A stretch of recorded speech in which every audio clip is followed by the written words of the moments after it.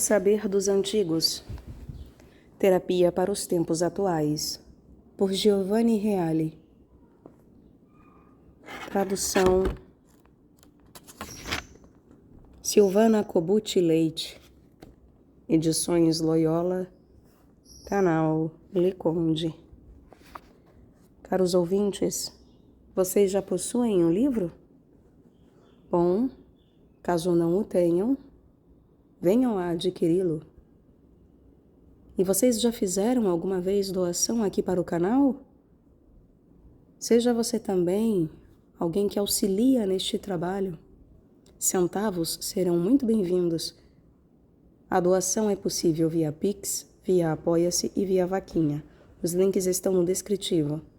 Assim como é possível fazer como Felipe, este querido que nos comprou este livro. Seja você também uma pessoa que compra livro aqui para o canal.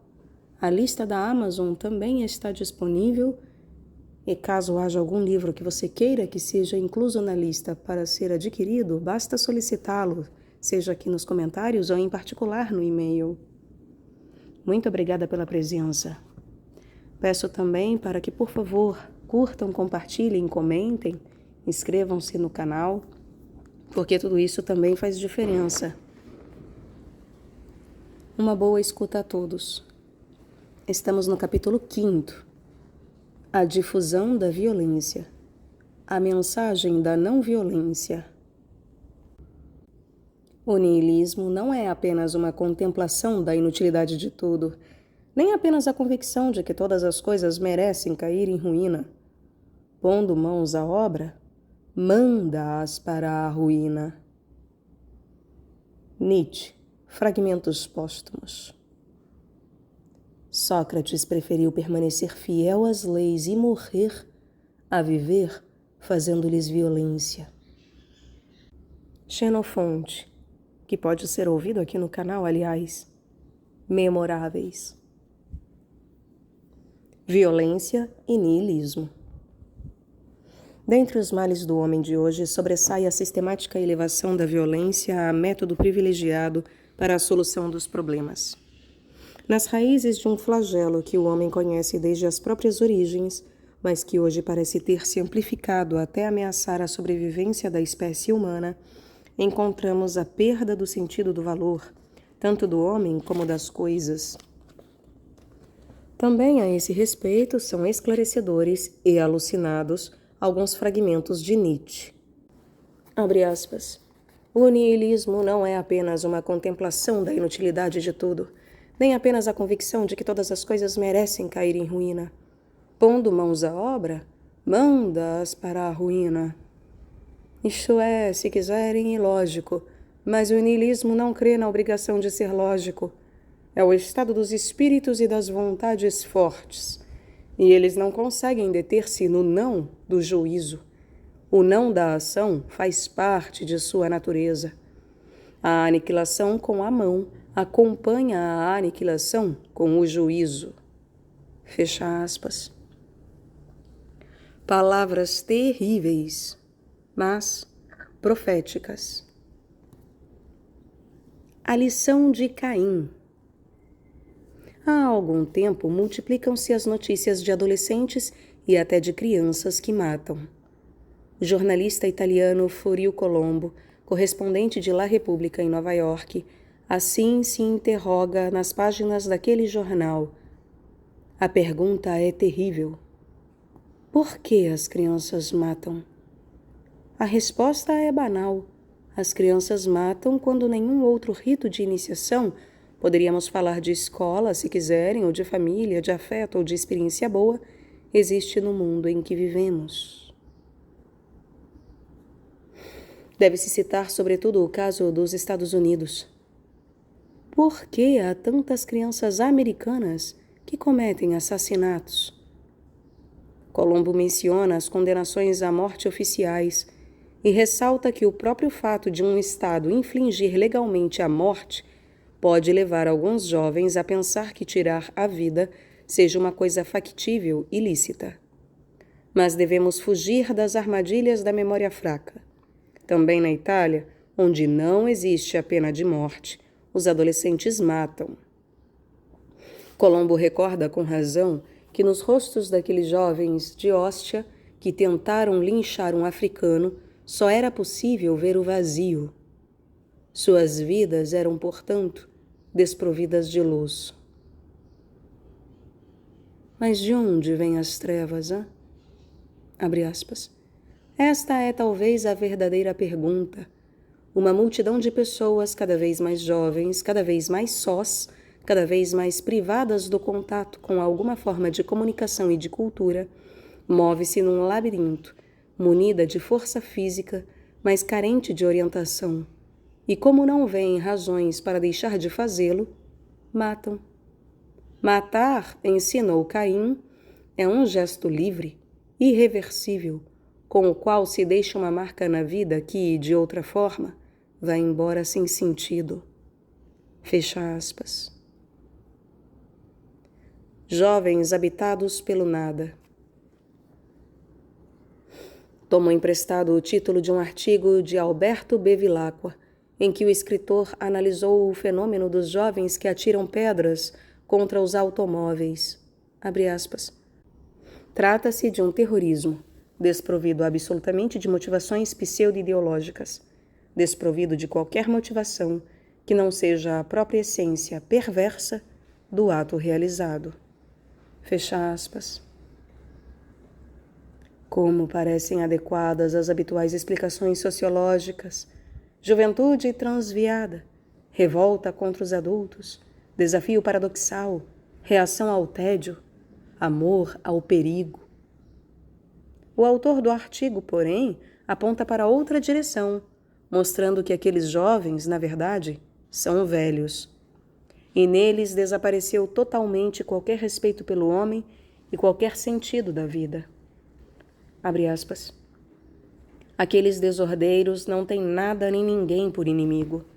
Obtusamente sentem o peso de uma psique que não possui o bem da inocência, e são ladrões, no sentido de que procuram roubar aquele bem precioso das existências dos outros. Os que atiram pedras sonham, o quanto pode sonhar quem não tem consciência, com uma sociedade de semelhantes a eles, de invólucros habitados apenas pelo maligno nada, por um vazio sepulcral. Fecha aspas. Não creio que seria possível encontrar melhor imagem para descrever os habitantes de um mundo em que se realizou aquilo que Nietzsche profetizara. Abre aspas. A aniquilação com a mão acompanha a aniquilação com o juízo. Fecha aspas. Nesse cenário de trevas, a inocência é obscuramente odiada, como ameaça de remorso, por quem tem alma doente. Doente pelo prazer de destruir, que outra coisa não é que a satisfação que o homem experimenta com o nada. Um sentimento que pode ser articulado segundo os modos de uma razão perversa. Nietzsche vê o ponto culminante do perfeito niilismo justamente em uma, abre aspas, teoria que ensina o caráter absoluto e a eternidade daquela vida que provoca nojo, piedade e o prazer da destruição. Fecha aspas. Este é um ponto muito delicado, de que voltarei a falar. Mas, por enquanto, quero remeter a uma fonte grega que lucidamente antecipa a famosa tese nietzschiana, segundo a qual os vínculos e as obrigações da livre, entre aspas, manifestação da potência não passam de máscaras de chantagem dos mais fracos. Cállicles, ou a lei do mais forte. Já no Górgias, Platão representou de forma quase perfeita o teórico da violência no personagem Cállicles. Abre aspas. Cállicles. Mas a natureza e a lei, o mais das vezes, opõem-se mutuamente. Por isso, quando alguém, por vergonha, não ousa dizer o que pensa, é obrigado a se contradizer. E tu, bem conhecendo esse ardil, o utilizas de modo fraudulento nos raciocínios, deslocando tua pergunta para o plano da natureza, quando se fala segundo a lei, e vice-versa, deslocando-te para o plano da lei, quando o outro se move no da natureza. De acordo com a natureza, com efeito, é mais vergonhosa a pior alternativa, que é o caso de sofrer a injustiça. Segundo a lei, ao contrário, isso se aplica ao ato de cometê-la. De fato, isso, ou seja, sofrer injustiça, não é algo digno do homem, mas de um escravo qualquer, para quem é melhor ser morto que viver, uma vez que, quando é vítima de injustiça e é ofendido, não é capaz de socorrer a si mesmo, nem a outrem por quem seja responsável. Creio que as leis tenham sido criadas pelos homens fracos, a maioria. Portanto, em seu próprio favor, os fracos estabelecem as leis, cantam louvores e formulam censuras. E, para assustar os mais fortes e capazes de prevalecer sobre eles, para não serem sobrepujados, declaram vergonhoso e injusto sobrepor-se aos outros. E dizem que nisso consiste cometer injustiça, procurar ter mais do que os outros. E eu acredito que, por serem mais fracos, eles dão tanto valor à obtenção da igualdade. Por essa razão, procurar ter mais do que os outros é considerado injusto e vergonhoso por lei. E eles chamam a isso praticar injustiça. Mas me parece que a própria natureza demonstra isso, ou seja, que é justo que o melhor tenha mais que o pior, e o mais poderoso tenha mais que o menos poderoso. E nos demonstra que é assim em muitos casos, e no que diz respeito aos homens em todas as cidades e nas famílias, e nos outros animais. Ou seja, demonstra que o justo se julga deste modo, que o mais forte domine o mais fraco e tenha mais do que ele. Para dominar os melhores e os mais fortes do que nós, prendendo-os desde jovens, como se faz com os leões, acorrentando-os e seduzindo-os, nós os submetemos, dizendo-lhes que é preciso ser iguais e que isso é belo e justo. Tenho certeza, porém, de que, se nascesse um homem dotado de uma natureza adequada, então ele se livraria de todas essas coisas, as quebraria e rejeitaria, desprezaria nossos escritos, encantamentos, sortilégios e nossas leis, que são todas contrárias à natureza. E, assim se rebelando, nosso escravo passaria a ser nosso senhor, e então brilharia o justo, segundo a natureza. Fecha aspas. A doença que nunca morre. Mas o paradigma originário do homem que encarna a violência é, sem dúvida, Caim, que já mencionei. Portanto, antes de aprofundar o pensamento dos filósofos da antiguidade pagã, gostaria de aludir ao final de uma obra de Fílon de Alexandria, o primeiro pensador que tentou enxertar a filosofia dos gregos no tronco da tradição bíblica. A figura de Caim representa o primeiro assassino de um homem, aliás, de um irmão. Pois bem, Fílon caracteriza Caim como uma figura eterna, que, para nossa infelicidade, sempre volta a nascer, explicando desse modo o sentido do paradigma que encarna. Abre aspas. Talvez seja justamente esse o sinal indicador de que Caim não deveria ter sido morto. O fato de que ele nunca foi eliminado. Em todo o livro da lei, de fato, Moisés não informa a morte de Caim, aludindo alegoricamente ao fato de que, como a Sila do mito, a estupidez é um mal imortal, que não experimenta aquele fim completo que consiste em ser mortos, mas que sofre por toda a eternidade o fim no sentido de continuar a morrer. Ah, se acontecesse o contrário, e as coisas desprovidas de valor fossem descartadas e sofressem uma completa destruição.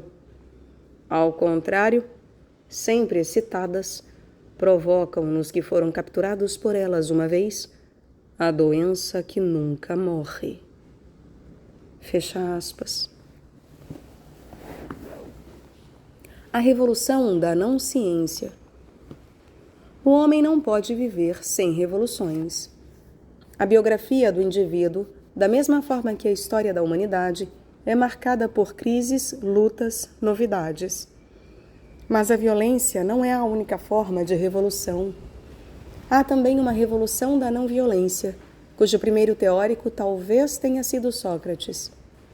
A arma da revolução socrática foi a persuasão, baseada numa razão humana saudável e construtiva, uma persuasão aplicada não só nas relações entre indivíduos, mas também nas relações entre os cidadãos e o Estado. Condenado injustamente à morte, quando lhe foi oferecida a possibilidade de fugir, pondo-se assim a salvo, ele recusou categoricamente essa pseudo-solução. Platão o faz dizer no Críton, abre aspas, é preciso fazer o que a pátria e a cidade ordenam, ou então dizer-lhes em que consiste a justiça. Fazer uso da violência, ao contrário, não é coisa santa. Fecha aspas.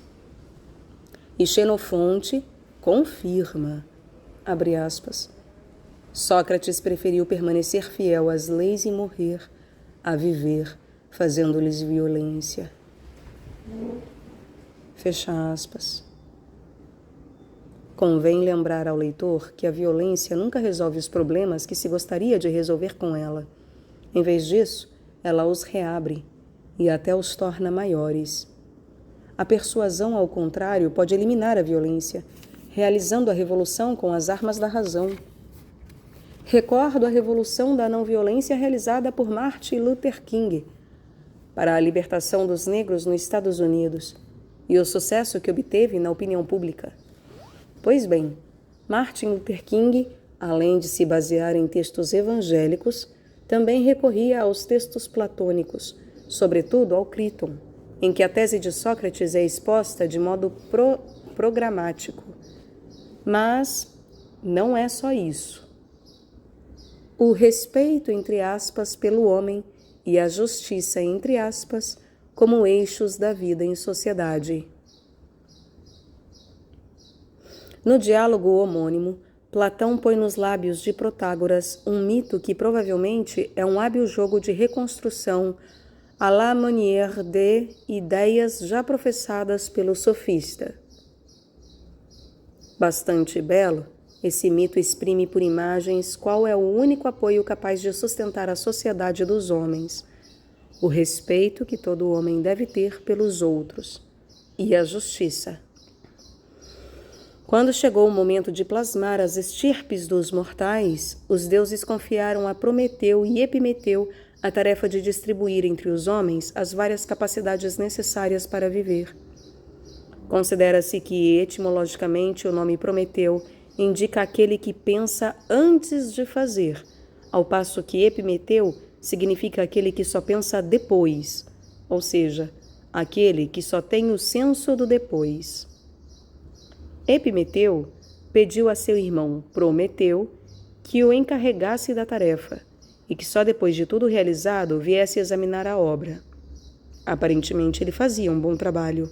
Epimeteu dotou os animais fortes de pouca velocidade e deu aos fracos maior velocidade. Forneceu a alguns animais armas de ataque e defesa, a outros deu várias capacidades de salvação, como voar ou esconder-se sob a terra.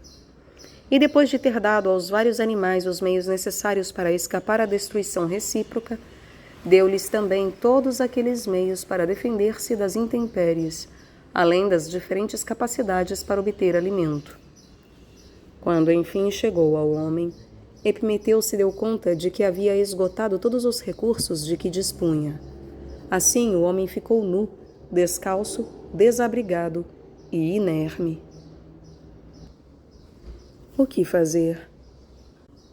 Prometeu, percebendo o erro cometido pelo irmão, compreendeu que, para socorrer o homem, o único recurso possível era roubar dos deuses Atenas e Hefestos a sabedoria técnica e o fogo, e dá-los aos mortais. Prometeu, porém, não pôde roubar também a sabedoria política, porque esta última era guardada por Zeus, cuja morada, por sua vez, era vigiada por guardas terríveis. Mas, sem a arte política, os homens não podiam coexistir, e não faziam outra coisa senão se destruírem mutuamente. Então o próprio Zeus julgou necessário dar-lhes essa arte, para salvá-los. Eis o final do mito platônico. Abre aspas. É como o homem passou a compartilhar da sorte divina com a sabedoria técnica e com o fogo. Em primeiro lugar, em virtude desse vínculo de parentesco que passou a ter com o divino, foi o único dentre os animais a crer nos deuses, a quem passou a construir altares e estátuas. Em segundo lugar, com a arte, rapidamente soltou a voz e articulou palavras, inventou moradias, roupas, calçados, leitos e extraiu alimentos da terra. Providos desse modo a princípio, os homens espalhavam-se por todas as partes, e não existiam cidades. Estavam, portanto, à mercê das feras, já que eram muito menos fortes que elas. A arte que possuíam bastava-lhes para obter o alimento, mas não era suficiente na guerra contra as feras. Efetivamente, eles ainda não possuíam a arte política, de que faz parte a arte da guerra. Portanto, procuravam ficar juntos e salvar-se fundando cidades. Mas, assim que ficavam juntos, faziam injustiças uns aos outros, porque não possuíam a arte política, de modo que, separando-se novamente, pereciam. Então Zeus, temendo que nossa estirpe pudesse desaparecer inteiramente, ordenou que Hermes levasse aos homens a justiça e o respeito, para que fossem princípios organizadores de cidades e vínculos produtores de amizade. Então Hermes perguntou a Zeus de que maneira deveria dar aos homens o respeito e a justiça. Devo distribuí-los como foram distribuídas as artes? As artes foram distribuídas deste modo. Uma única pessoa que possui a arte médica é suficiente para muitos que não a possuem, o que também se aplica a todos os outros que possuem uma arte. Então, devo distribuir deste modo também a justiça e o respeito, ou devo distribuí-los a todos? E Zeus respondeu: a todos. Que todos os compartilhem, porque as cidades não poderiam surgir se apenas poucos homens os detivessem, assim como acontece com as outras artes. Aliás, em meu nome, estabeleça como lei que aquele que não sabe compartilhar o respeito e a justiça seja morto como um mal da cidade. Fecha aspas.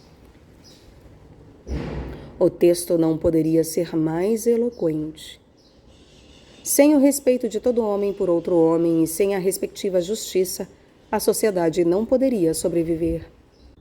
E é essa a mensagem fundamental que os homens de hoje, e não apenas os jovens, deveriam voltar a adotar. Mas o mito de Protágoras oferece um outro tema significativo. Com o esquecimento do respeito e da justiça, o homem de hoje não corre o risco de regredir às condições anteriores ao contrato político? Não poderia arriscar-se, como Epimeteu, a ter de recorrer ao bom senso do depois, quando já for tarde demais? O mito nos ensina que não são suficientes as refinadas artes técnicas e o fogo, ou seja, as poderosas energias libertadas pela técnica e pelo trabalho, se a humanidade não recupera os outros dons divinos, os de Zeus, isto é, o respeito e a justiça, que o rei do Olimpo desejou que fossem dados a todos sem distinção. A mera exploração do furto de Prometeu não corre o risco de anular a estirpe dos mortais?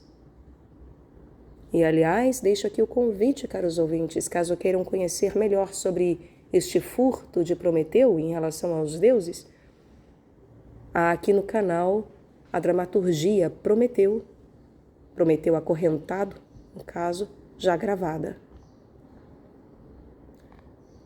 Platão e a superioridade da justiça. Numa passagem de Críton, Platão explica muito bem o princípio segundo o qual não se deve fazer nunca o mal e a injustiça aos homens, nem mesmo quando se é vítima do mal e da injustiça. Não se deve fazer o mal nunca, e tampouco devolver o mal por vingança. Abre aspas. Sócrates. Dizemos que jamais se deve cometer propositalmente injustiça, ou que algumas vezes sim e outras não. Ou então que nunca é bom nem belo cometer injustiça, como muitas vezes admitimos também no passado. Ou será que tudo é como então se dizia, quer as pessoas aprovem, quer não, quer tenhamos de sofrer males mais graves ou menos graves que esses, a condenação à morte infligida a Sócrates, de qualquer modo, cometer injustiça é para quem a comete algo ruim e torpe? É o que dizemos ou não? Críton. É o que dizemos. De nenhum modo, portanto, deve-se cometer injustiça? Não, de forma alguma. Portanto, nem mesmo quando se é vítima de injustiça deve-se cometer injustiça, como costumam pensar as pessoas. Porque, por razão alguma, se deve cometer injustiça. Não, não se deve fazer isso. E então, deve-se fazer o mal a alguém, Críton, ou não? Não se deve fazê-lo de modo algum, Sócrates. E aquele que retribui o mal que recebeu, como diz o povo, é justo ou não é justo? Não é justo, de modo algum. Fazer o mal aos homens, de fato, em nada difere de cometer injustiça. Dizes a verdade. Portanto, não devemos retribuir a injustiça, nem fazer o mal a nenhum homem, nem mesmo quando, por causa dele, sofremos alguma coisa. Fecha aspas. No Górgias, essa mesma concepção é levada às últimas consequências. Talvez aqui o pensamento moral dos gregos atinja seu ponto mais alto. A passagem a seguir indica, de fato, um antídoto seguro à lógica impiedosa da represália. Abre aspas. Sócrates. Dentre tantos argumentos, todos refutados, só um permanece incólume, que precisamos nos precaver mais de cometer injustiça do que de sofrê-la, que o homem deve preocupar-se não em perecer, mas em ser bom, tanto em particular como em público. Se alguém comete injustiça, deve ser punido, e esse é o segundo bem, depois do de ser justo. Tornar-se justo é cumprir a pena ao sofrer o castigo. Cumpre evitar toda adulação, quer consigo mesmo, quer com os outros, dirigida a poucos ou a muitos. Crê em mim, pois, e segue-me até onde, uma vez chegado, serás feliz, tanto na vida como na morte, como indica a razão. E deixa que te desprezem como louco e te ofendam, se quiserem. E por Zeus, não te alteres, e deixa que te deem até aquela bofetada ignominiosa, porque se fores verdadeiramente honesto e bom e exerceres as virtudes, não poderás sofrer nada de terrível. Fecha aspas. Uma mensagem como essa deveria destruir qualquer niilismo. Por que o homem de hoje tem tanta dificuldade em recebê-la? O amor.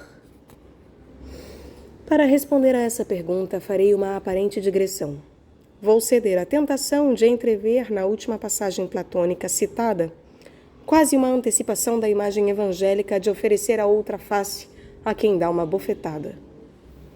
Até agora falamos de duas revoluções, a da violência, com todas as consequências que comporta, e a da não violência, baseada na persuasão conduzida com a boa razão. Mas há também uma terceira revolução, a cristã, do amor de doação.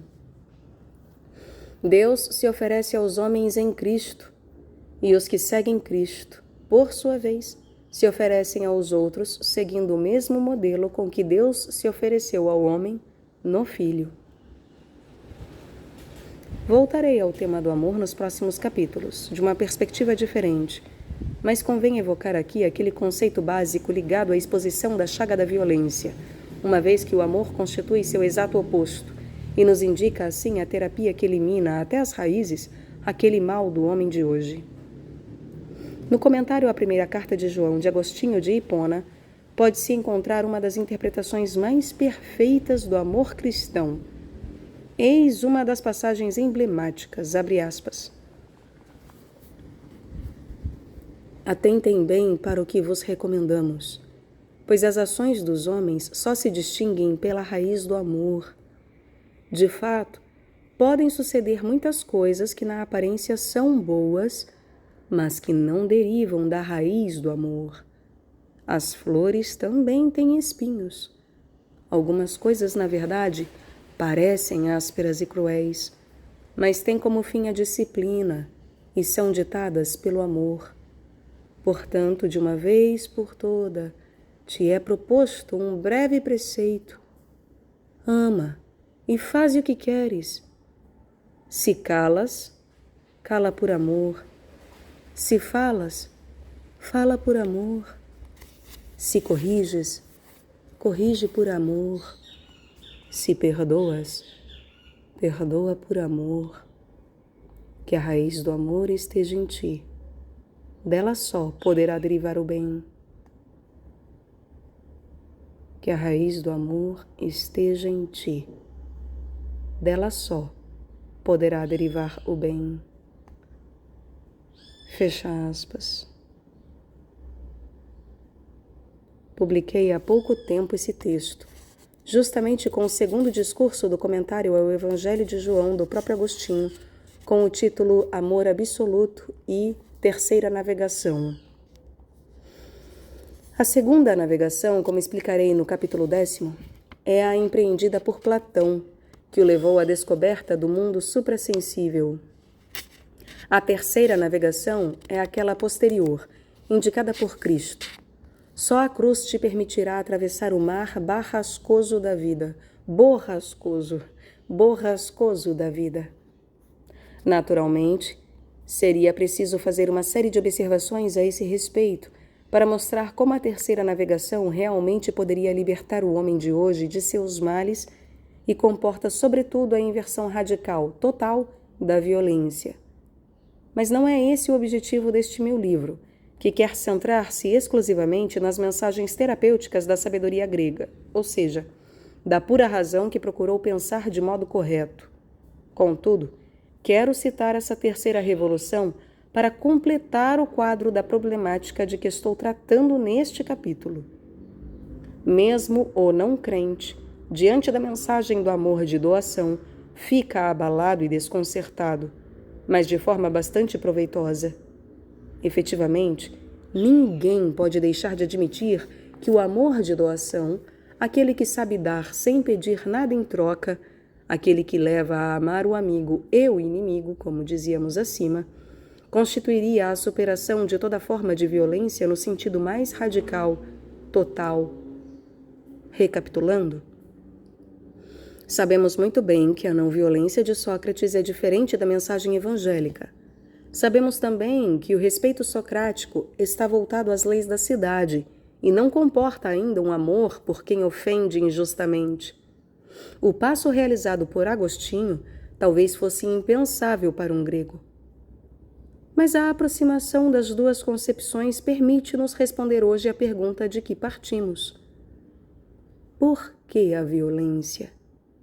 E por que o homem contemporâneo é tão insensível à persuasão socrática? Minha resposta é, em suma, que muitos cristãos perderam o sentido do amor de doação de Cristo. Muitos cristãos perderam o sentido do amor de doação de Cristo. E sob esse aspecto, verdadeiramente trabalharam para a sociedade nihilista profetizada por Nietzsche. Devemos então resignar-nos a esse cenário pessimista? Uma excursão ao mundo da utopia nos sugerirá um resultado diferente. A Me-utopia de Buzzati. Neste ponto, eu gostaria de lembrar uma bela história contada por Dino Buzzati. Tem a forma de uma simples novela, mas possui uma estrutura e uma riqueza de conteúdo que não ficam nada a dever às dos romances como 1984 de Orwell e Admirável Mundo Novo de Huxley. Esses romances, de fato, ofereciam uma espécie de falsa utopia, ou melhor, de anti-utopia, ou de utopia negativa. As sociedades representadas por Huxley e Orwell são sociedades que constituem a radical negação de tudo o que, desde os tempos antigos, a humanidade imaginou como algo que não existe em lugar algum, por causa de sua bondade e beleza, e que, portanto, só podia ser concebido pelo logos da imaginação. Os cenários de 1984 e de Admirável Mundo Novo indicam a inversão axiológica de algo que não existe em lugar algum, por sua bondade e beleza, em algo que não existe em lugar algum, por sua maldade e feiura. Como se sabe, o termo utopia foi formado jogando com a negação e o termo topos, que significa lugar, justamente para exprimir algo que não se encontra de fato em lugar algum, utopia, mas que corresponde àquilo que se desejaria que existisse.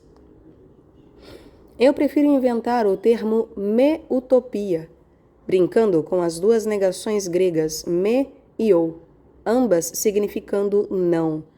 Mas enquanto ou exprime uma negação factual, me indica uma negação de valor.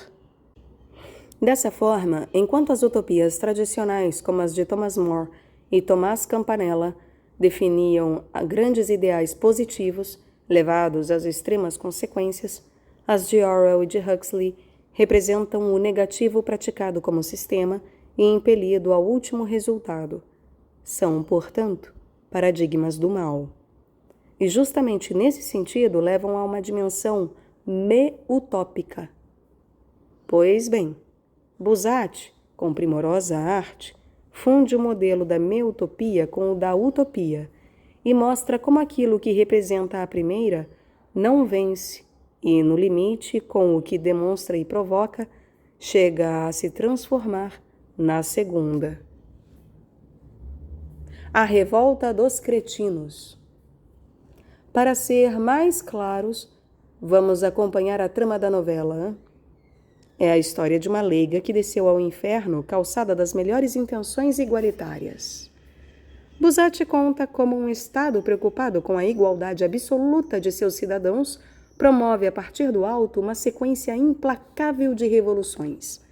A primeira consiste em eliminar as injustiças sociais, ou seja, a milenar distinção entre ricos e pobres. Do ponto de vista técnico, não há nenhum problema. Basta liquidar os ricos, de forma que um cidadão passa a ser pobre por definição. A ironia de Buzzati está orientada para um preciso fim maiêutico, abre aspas. A vergonha das injustiças consiste apenas nos sofrimentos que elas provocam. Quem tem fome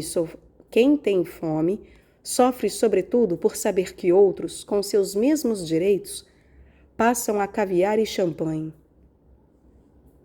Se todos passam fome e ninguém come o tanto que deseja, o desgosto é mais do que suportável. O sofrimento de quem morre é a consciência de que outros continuarão a viver. Se todos tivessem de morrer junto com ele, não digo que seria uma festa, mas quase. Fecha aspas. E, contudo, os cidadãos de utopia ainda não são felizes. Continua a haver diferenças de dotes físicos, o que é fonte de injustiça mais sutis. Eis, portanto, a segunda revolução, bem mais difícil que a primeira, por causa das dificuldades técnicas e psicológicas que comporta. Mesmo assim, graças à ajuda da ciência, todos os obstáculos são superados.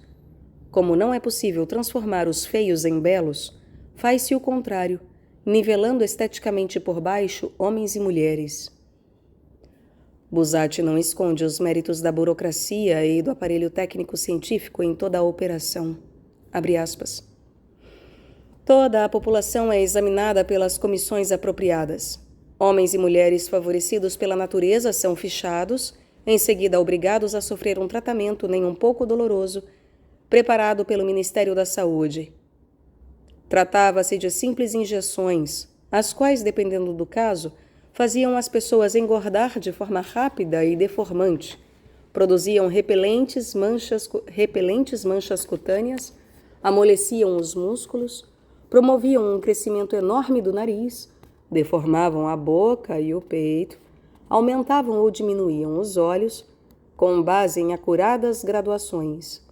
E em poucos anos não havia no país uma única mulher que pudesse ser chamada bela segundo os critérios clássicos, nem um homem que pudesse sobressair por seu aspecto físico. Fecha aspas. Mas nem mesmo com essas reformas de estrutura consegue-se apaziguar os ânimos. Ah, quanto faltava para uma igualdade efetiva! Que dizer da disparidade de inteligência? Hein? Mesmo sendo menos numerosos, os bons cérebros levam a melhor sobre os cabeças de ostra, ocupando os lugares de comando. Consequentemente, uma nova igualdade ainda mais radical é adotada. Abre aspas. Realizando a cretinização artificial das pessoas intelectualmente mais dotadas. Fecha aspas. Escreve Buzzati, abre aspas. Por mais monstruoso que fosse, o projeto conseguiu se impor, graças a violentas campanhas publicitárias, movimentos públicos e até atentados. E vários cientistas, na esperança de se livrar da ameaçadora purga, se prestaram a fornecer os meios para o redimensionamento coletivo dos cérebros. Inutilmente se evidenciava que, cortadas as asas dos melhores talentos, o país não daria mais nenhum passo na estrada do progresso. Que progresso? Perguntava-se. O progresso científico e técnico, respondia-se. E os reformadores? Os países capitalistas pensarão nele. Só teremos de importá-lo. Fecha aspas. Naturalmente, os governantes, presumivelmente homens inteligentes, capazes de compreender que seriam os primeiros a perder com isso, fazem de tudo para frear essa dialética revolucionária.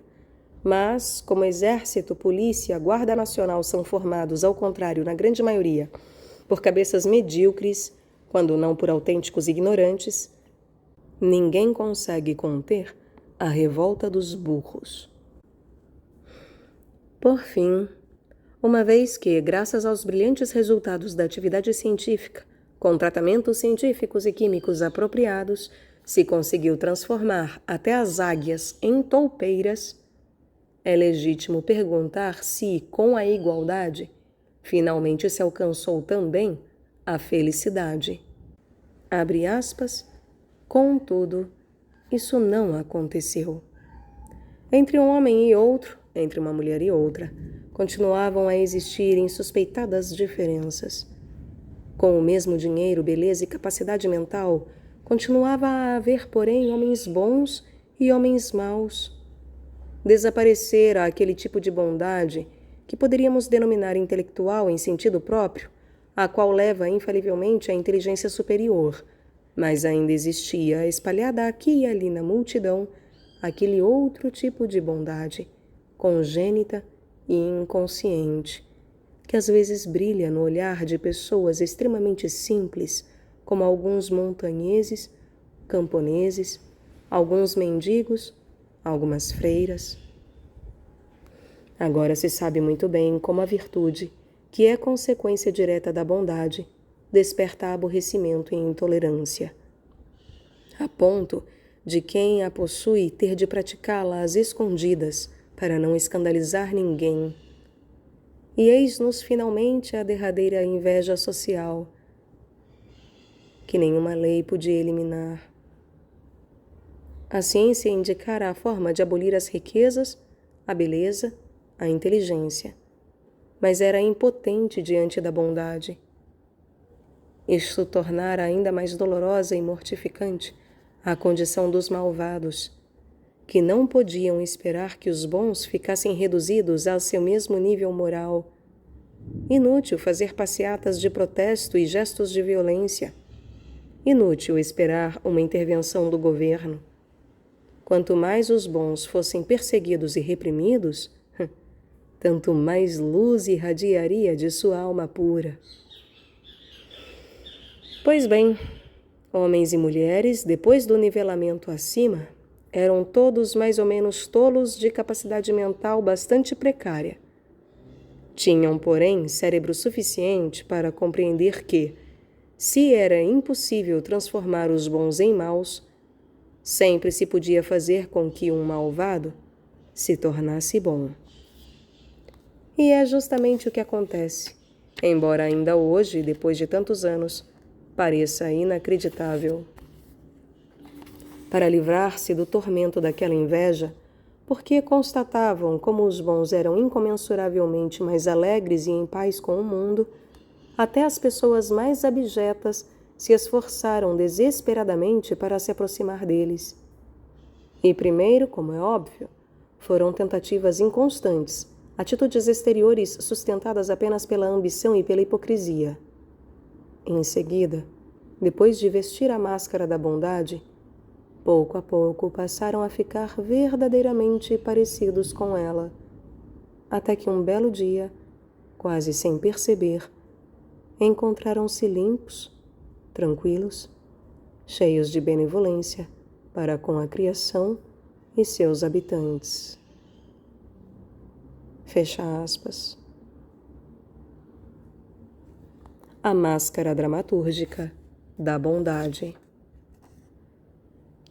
Conclui Buzzati, abre aspas, todos pobres, feios e cretinos, mas gentlemen de coração, com o espírito em paz. Fecha aspas. A alegoria é sobretudo um exercício de impiedosa e corrosiva ironia, que não poupa nada à louca mania de igualdade. Mas a arte de Dino Buzzati também nos sugere que o resultado destrutivo de sua revolução pode ser interpretado igualmente como uma paradoxal indicação de salvação. Pascal, como se sabe, dizia que, para começar a crer, podia-se imitar os gestos da fé, até de forma mecânica.